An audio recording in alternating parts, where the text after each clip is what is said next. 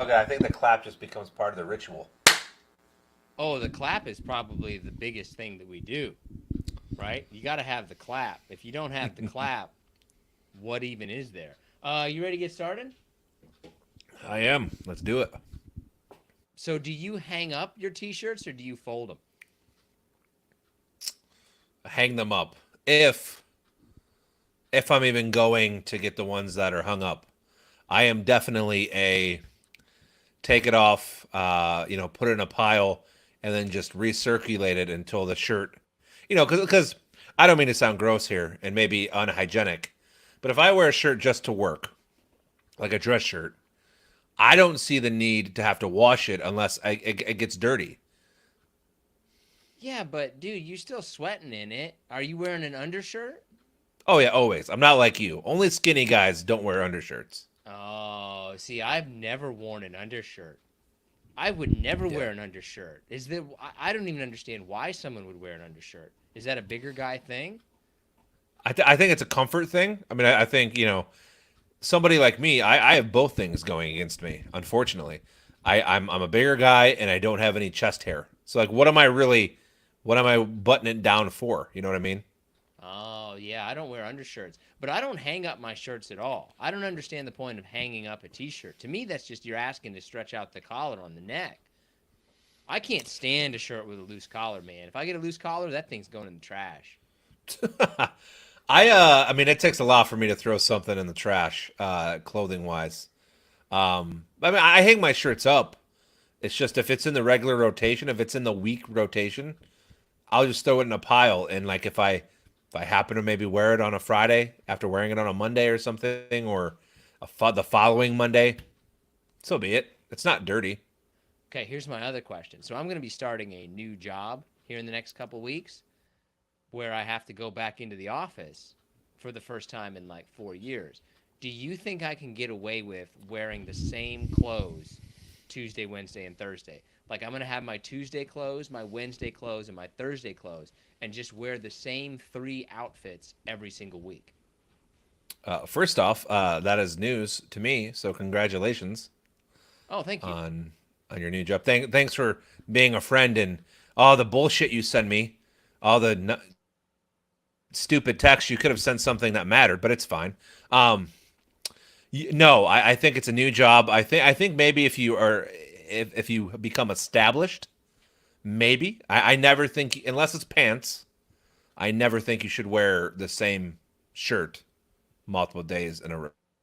But how many weeks do you think I could do this before people notice? Like, how many weeks could I wear the same thing on Tuesday, the same thing on Wednesday, the same thing on Thursday before somebody would notice the pattern?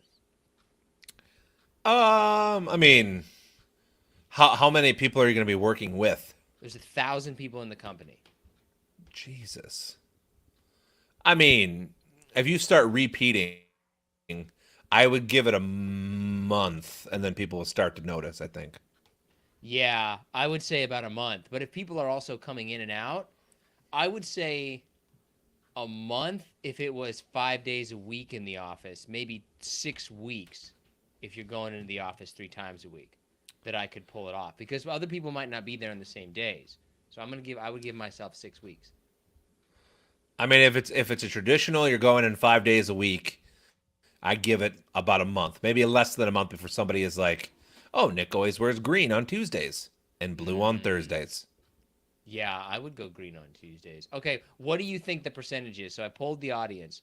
What percentage of people do you think fold their t-shirts? What percentage of people do you think hang up their t-shirts? Ooh. Our audience, I'm gonna say 60-40 in favor of hanging. Ooh, no. Very close on the percentages, but you just got them wrong. 64% fold, which I Wow. would say that a slightly less bougie, slightly less classy person is going to fold them, which I am a folder, and 36% hang. So maybe our audience isn't quite classy enough for the hanging. They don't have shirts worth hanging. Well, I mean, that would make sense, I guess, wouldn't it? Yeah, I guess I just never really thought about just folding.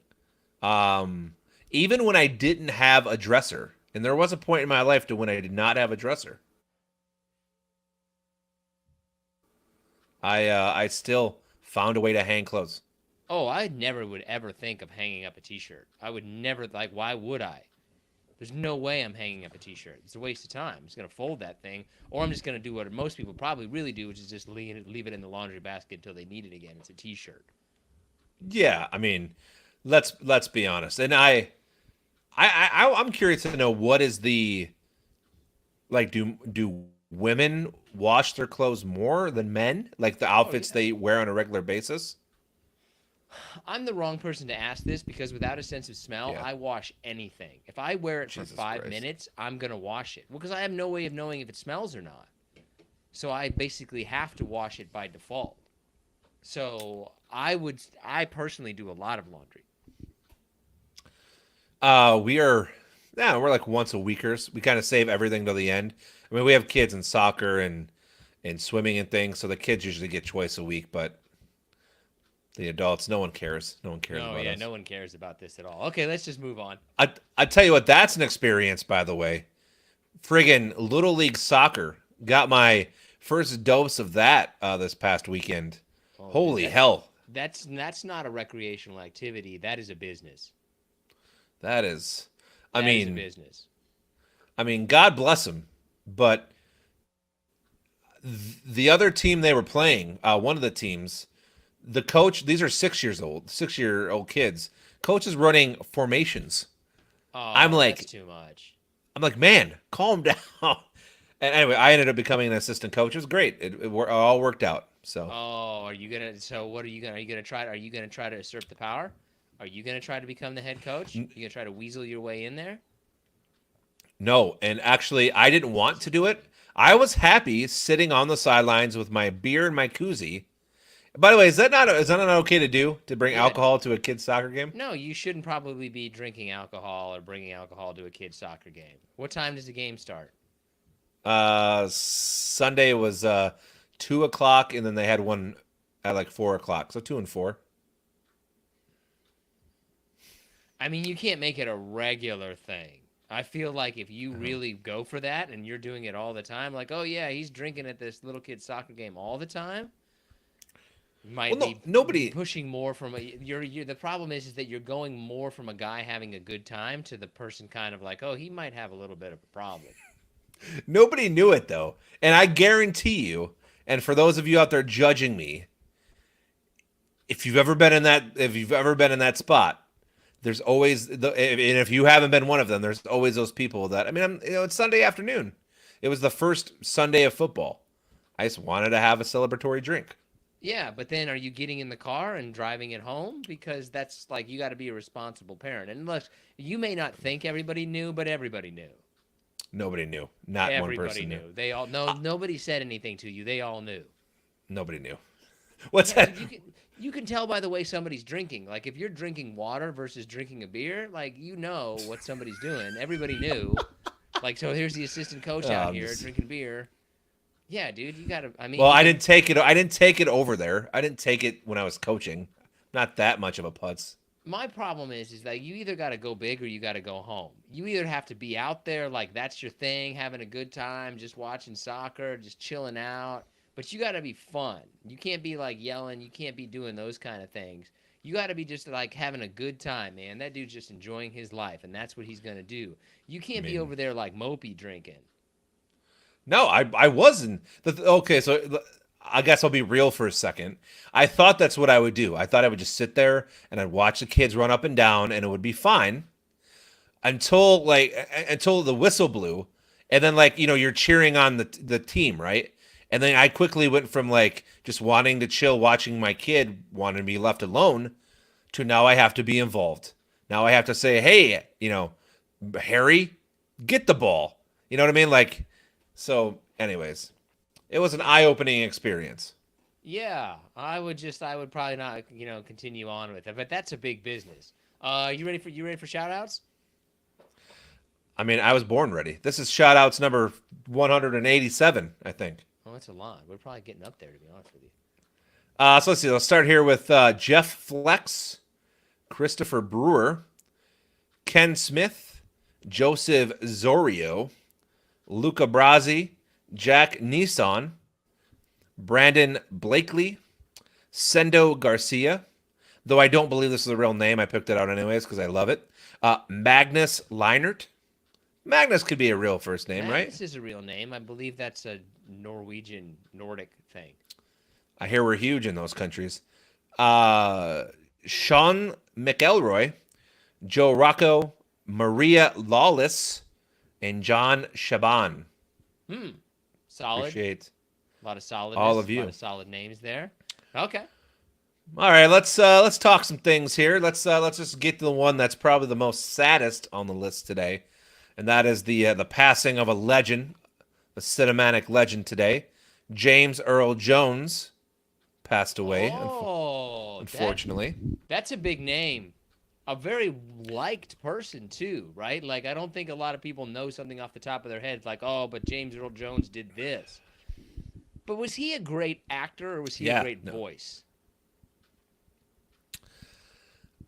It's a legitimate question. So was he a good actor? So I'm gonna say great voice. However, I did pick out what IMDb claimed were his 5 best roles of all time that he did. Okay.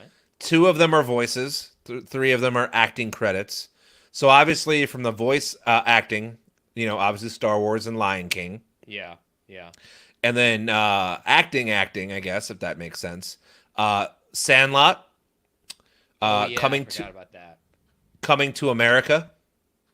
Yeah. And Field of Dreams. Yeah. Okay. I mean, those were all good. Like, he was definitely somebody that was very memorable, right? He's kind of like, and he made that a little bit. You're like, oh, if he's in it, it's probably pretty good. Yeah, and his age shocked me. I felt like he'd always been around forever, but when I saw that he had died at the age of 93, I was like, man, he'd been around for a minute. And probably a guy that really, he had like the favor of not having to reinvent himself. He was literally given a God-given talent with his voice.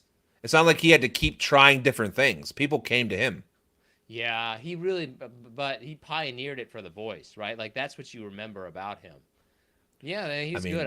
But there's something where like he's gonna live on through AI. Like he signed an AI deal. I have no idea if this is true, but something that like they're gonna keep using his voice for Darth Vader. Like it's always gonna be his voice that they can just keep it in him perpetuity. They're not gonna switch it out. Yeah, I mean that would make sense. Let me see. I thought this was interesting too. I had to go back and find it to make sure I was right. He was paid $7,000 to lend his voice as Darth Vader in Star Wars. Man, that was it. That was it. $7,000. Mm-hmm. Just kind of crazy. And also, wasn't he the guy, the voice guy in the Arby's commercials? Arby's, we have the meats. Oh my God, dude! You're gonna go down that road? Oh, everybody looks the same. No, man, that's Ving Rhames. Are you positive on that? 100%. We have the meats. That's Ving Rhames. Okay, hold on one second. Yeah, that's 100%. Wow, it is Ving Rhames. I was wrong. I always thought it was James Earl. I didn't know Ving Rhames did voice acting. All right, well, I was wrong. Wow, he was right. Like, way to be that guy. Way to be that guy. I'm not that. I bet you if you were to play side by side voices, I don't think they're that different. Ving Rhames and James Earl Jones. I mean, I can see it a little bit. But overall, I would say that like no. I think that probably a little bit distinct if you know it. I knew it was Ving Rhames. I never had any idea that it was somebody else. But okay. Well, let's see here. As we all know, Beetlejuice came out. If you haven't seen it, like I haven't, check it out. What struck me here is AMC, like any company, trying to make more money than they probably need to, charging $31 for a Beetlejuice drink. God. I won't pay $10 for like a movie theater soda, let alone $31 for a Beetlejuice drink. No. That's not the kind of Like, commemorative movie either. Like, okay, if you're going to get away with that with maybe Star Wars or something like that where you can really sell commemorative stuff, I get that a little bit. But Beetlejuice ain't it. I don't understand why anybody would, like, if you were a movie theater owner, this is what's baffling to me to go on an entire rant. It's like, wow, watching entertainment at home is more convenient and cheaper than, well, I don't know about cheaper, but more convenient than ever. What should we do as a movie theater owner? Well, let's make it difficult and jack all the prices up. That'll get them to come in. Like, I don't understand that at oh, yeah. all. Well, I mean, I think like any business, right? They had to figure out how to survive the pandemic, and I mean, listen, I don't get it. It's $20 for like a medium soda and popcorn now. That's kind of crazy. That's a little nuts. Yeah, I wouldn't pay that, man. That's too much. Not paying those high Uh, prices. let's see. I thought this was interesting. People are dying from complications of having six-pack surgery. That seems like a great idea. Let's implant different kinds of collagens into our intestinal area and think nothing's going to happen. So I didn't even know that was one of those that was possible. I remember some episode of like True Life way back in the day about a guy getting calf implants, and I thought that was crazy. But I don't understand getting six-pack surgery because like what about the rest of you? So then if the rest of you kind of gets big, you still got this six-pack that's just like super glued onto your body like you're wearing some kind of like Halloween outfit armor? That's a little strange. I mean, I'm sure it's kind of like anything, right? Like Ozempic or any kind of these drugs. Like, I think you have to meet a criteria. Like, I don't think they're going to take me and just automatically say like, "Hey, we're going to give him a like." It's not going to look natural. Like, unless they're shaving my body down, of course. Yeah, that would be really strange. Yeah, I don't. it's Plus, the thing is that if I understand it, which I am no medical professional, you don't really need to work your abs necessarily. Like they get plenty of abs. There's plenty of stuff. It's just all diet based. Yeah, but hey, man, you know what? If people, I always go back and forth on that stuff, right? Like that sounds ridiculous, but if that's really what's going to make you happy, okay, I probably wouldn't risk my life for it. it's the let me go back because I don't want to be completely wrong here. No one's technically died of it that they know of. However, there have been plenty of people who are now having issues because it's literally where they take um, silicone implants and insert them onto your abdominal muscles. It's like breast implants for your stomach. Yeah, that's not going to be a good idea. Like, That's no, not going to work not at out all, well man. for you. That's not going to work out well for you. I would skip that. I generally wouldn't have any kind of plastic surgery, I don't think. Well, your Especially forehead not looks kind of good. like crazy. Add an extra forehead. You know what one of my funniest, I always think is the funniest thing is when you say somebody with a big forehead has like a six head. Like that's not a forehead, that's a six head. I find that way funnier than I probably should. Anyways, so no more Pat Sajak or Alex Trebek officially. Like they're done. The seasons are over. They've moved on. Alex Trebek is dead. Right, but I mean like as a duo, like because when you think of Jeopardy and Wheel of Fortune, Oh, I see you what you're going for. Okay. you don't think of those shows without them two, even though Alex has been dead for a few years now. However, my question to you was, and anyone out there, will there ever be a greater 1-2 punch when it comes to game show hosts than them two? No. Like, do I don't people know even anything watch? about it. I don't think anything about it. Well, I mean, come on. Wheel of Fortune and Jeopardy used to be like must see TV for lots of people. Yeah, okay. Don't come at me with that weak stuff of Wheel of Fortune. Okay? The only two game shows that I'm interested in Okay, are Jeopardy and Family Feud.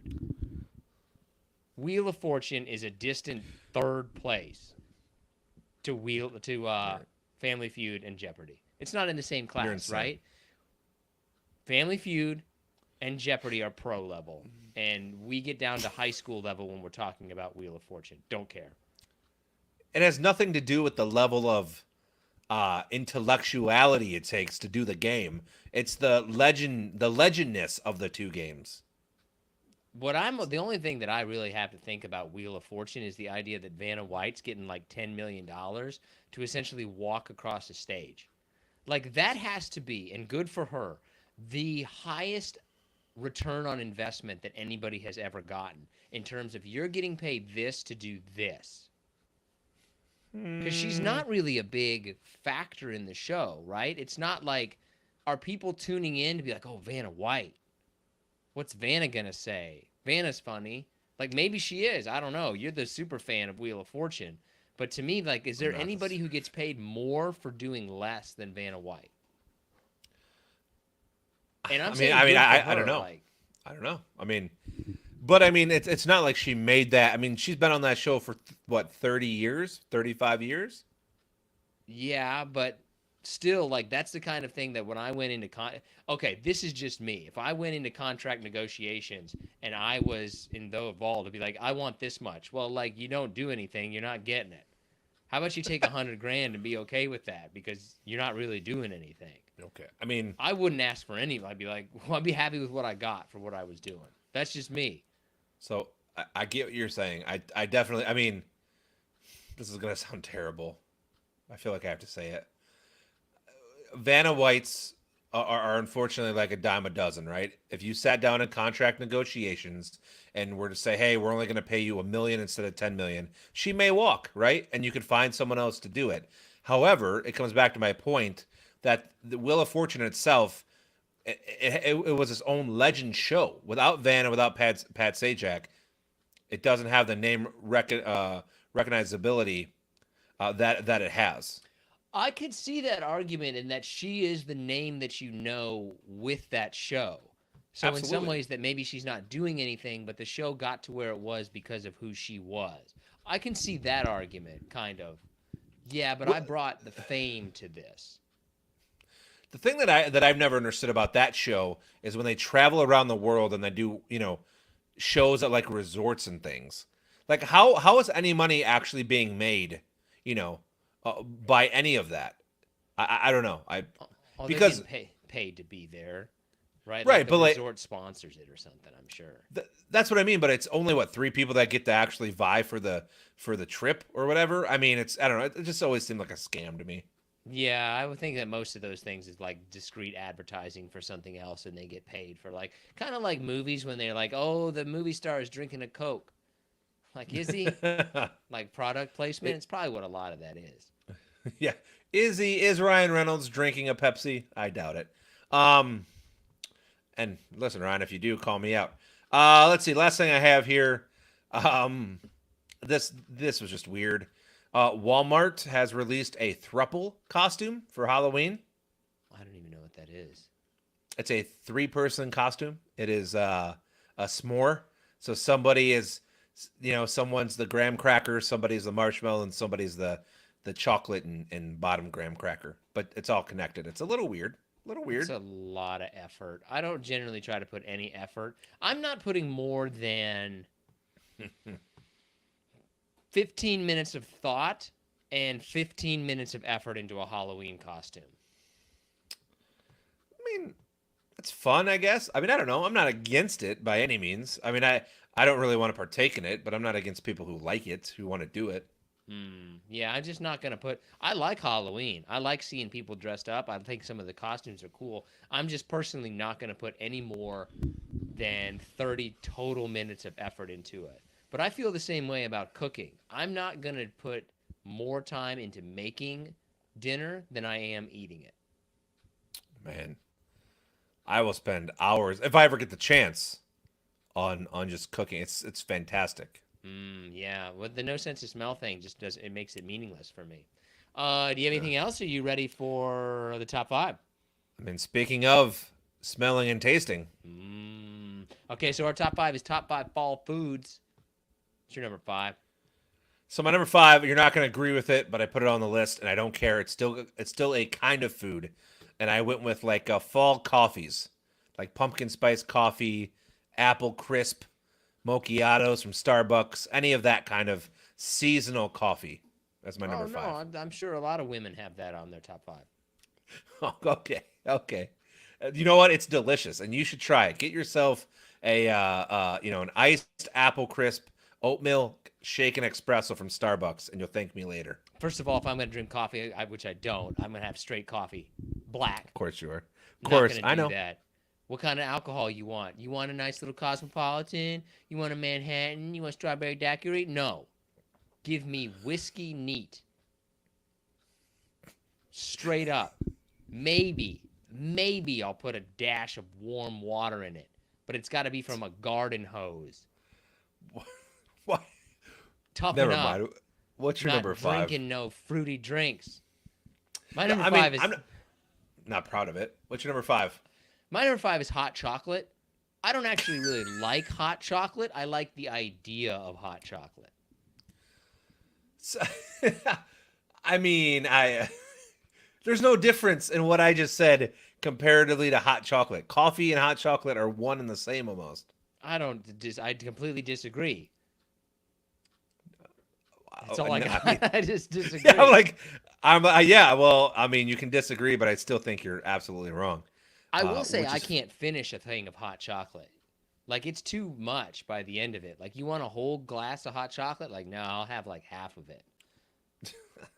I mean, the problem is I drink it too fast. I mean, there's been some times when I've been out with my kids, my wife, and it's 10 degrees outside, and you're drinking hot chocolate, and it tastes like the greatest thing you've had in your entire life, but it just goes too fast. It's just the reward is not worth the effort, in my opinion.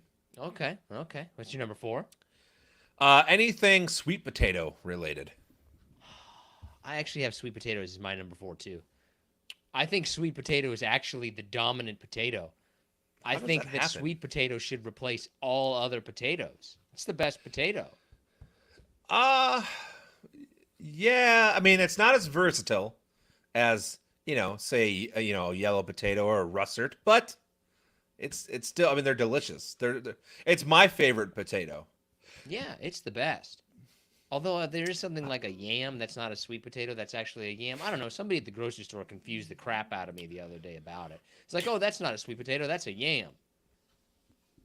Oh, What? boy. Anyways, my number 3, and this is specific, probably the only real specific one I have, and that is pumpkin soup. Oh, I've never even heard of that. I mean, obviously, I've Oh, heard of man. the idea of having pumpkin soup, but like, I've never heard of somebody eating pumpkin soup. That sounds gross. It's like it's like squash soup, pumpkin soup. I mean, if you can find a good recipe, they're delicious and worth it. By the way, Okay. My number 3 is the only fall fruit that I think should be on the list, and that's pears. I don't care about your apples. They're not that great. Apple is the most average fruit that you can get in the world. That's like, oh, okay, great. It's an apple. Pear is fancy. okay. I mean, I am against pears because when we moved into my house, there are 2 pear trees in the backyard, and every other year those things sprout off like 300 pears, and they're an asshole to pick up in November and December. But I could see it. Pears are fine. They're I have no real issue with pears. Just the fact that I live in a yard with pear trees. Normally, I would make fun of you and say that that is ridiculous, but if you've ever been in the Pacific Northwest and dealt with blackberries are like this, well, vegetation that if you get it in your yard, you are not getting it out. And Oh, it's man. awful. and it's Blackberries? Really? Oh yeah, you can't do anything with that. Like that thing is gonna take that would take over the world, I think, if it could. And so nobody here, like, I don't eat blackberries because, like, dang it, I've pulled so many of those and they got big thorns and you get hurt. Like you're not Oh, man. not pulling all the blackberries out of your garden without some blood coming off of you. Have you bled? Oh, 100%. I did it on Friday. I was bleeding. Well, hell yeah, then good on that blueberry thorn for getting you. You deserve it. Blackberry. And if you're out there working in your yard and you don't come back a little bit bloody, then you didn't work in your yard. That's how I feel about it. My number 2 is I feel like it's a cop out, but you have to have it on the list, and that's a good pie. Like if it's an apple pie, It's just some kind of pie, preferably probably apple. Apple pie is the only pie that I'm going to accept. Any other kind of pie, if we're talking about like pumpkin pie or pecan pie or any other kind of pie like that, it's just a waste of time to me. Because I just rather have chocolate. Like, do you want this pumpkin pie? No, I'd rather have something that's actually good. I mean, I don't know if that's fair to say. Pie's very good. Oh, pie's good, but only certain kinds of pies. I just don't understand the concept of why would you have something besides the best thing that you could have. Like, do you want this boysenberry pie? No. Want apple pie. Are those even real berries? Boysenberries? Oh, yeah, boysenberry. What's your Boysenberry, number? there's huckleberries. There's all kinds of berries, man. You got boysenberries, huckleberries, dingleberries, cranberries, blueberries, raspberries, strawberries, Blackberries? blackberries. Did you hear me throw in dingleberries and see if you'd catch it? I wasn't really listening. What's your number 2? Chili. Okay, that's my number 1 is chili. Yeah, I thought you would put chili as number 1, but my number 1 is the bread bowl. I love a bread bowl. I think a bread bowl is one of the greatest inventions that we've have as a society have ever come up with. But okay, so here's how everyone out there can tell the kind of person you are. Do you eat the bread bowl? Yeah. Okay. All right. I had to ask. I've been sitting with people who do not eat the bread bowl because they don't want to eat the carbs.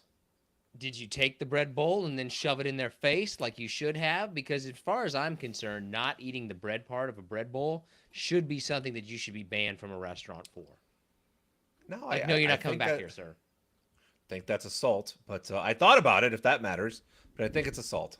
Yeah, I think that you should have. If you don't get you got to eat the bread bowl, man. That's ridiculous.